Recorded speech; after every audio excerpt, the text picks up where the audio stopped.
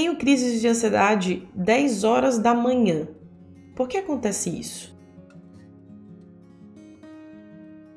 É interessante que a pessoa botou uma hora cravada, né? Imagino que seja aí nesse período que ela tem crise. A primeira pergunta para a pessoa que falou que tem crise de ansiedade 10 da manhã, e aí vamos trazer para uma ampliação dessa resposta, que é crise de ansiedade de manhã. A primeira pergunta é: que horas você acorda efetivamente? E que horas você comeu na noite anterior? Quando você tende a ter crise em horário marcado, assim, de saúde mental de forma geral, a gente tem que pensar no estilo de vida da pessoa, comportamento, como que é a rotina. Em geral, as pessoas que têm crise pela manhã ou comeram há muito tempo ou comeram muito carbo à noite. E na verdade, por conta da oscilação glicêmica baixa aí pela manhã, ela tem uma ativação do eixo de estresse. Porque a queda glicêmica, ela ativa eixo de estresse. Por isso que a pessoa que está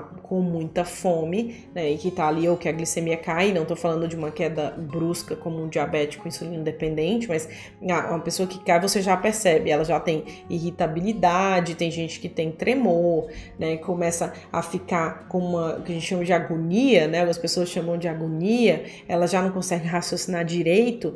E como a pergunta é sobre crise de ansiedade, que é diferente de crise de pânico, pode ser que isso esteja acontecendo com você. Então a primeira coisa que você precisa avaliar é o horário que você comeu, o horário que você está acordando. E o que você comeu. Porque quem come muito carbo, cai mais rápido a glicemia, porque faz um pico de insulina, cai mais rápido e, portanto, ela vai fazer essa sensação mais rapidamente. E por que eu falei sobre horário? E é uma explicação que a gente tem que pensar nos ciclos. Pela manhã é o horário que a gente tem o maior pico de hormônio de estresse, porque o nosso corpo funciona em ciclos, por isso que a gente, né, dorme, que a gente acorda, que o corpo sabe a hora de produzir melatonina, que você vai dormir de noite, e a gente tem genes que a gente chama de genes clock, reloginho mesmo ali para saber a hora que você vai dormir, desacelerar, descansar, hora de produzir hormônio X, hormônio Y. Então, é importante saber esse horário porque, primeiro, que tem que regular esse ciclo sono-vigília e também avaliar se você tem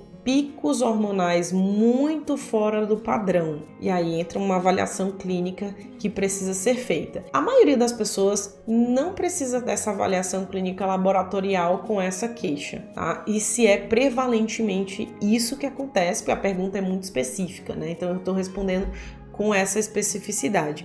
Se isso acontece com frequência, não tem relação com isso, você deu uma avaliação, eu acho que não, eu tô comendo bem, não tenho um padrão de comer muita tranqueira, né, à noite, não sou do tipo de pratada de macarrão, não como somente nhoque à noite, batatas fritas e refrigerante o tempo todo e sempre, todo dia de manhã, a pessoa que mandou todo dia de manhã tem alguma coisa para ser avaliada clinicamente. Mas olha primeiro o teu estilo de vida, todos esses parâmetros para poder a gente pensar em crise, em que tipo de crise é e se tem alguma relação com alteração endócrina mais complexa, que não só a alteração hormonal decorrente de pico de insulina e hiperglicemia e depois hipoglicemia.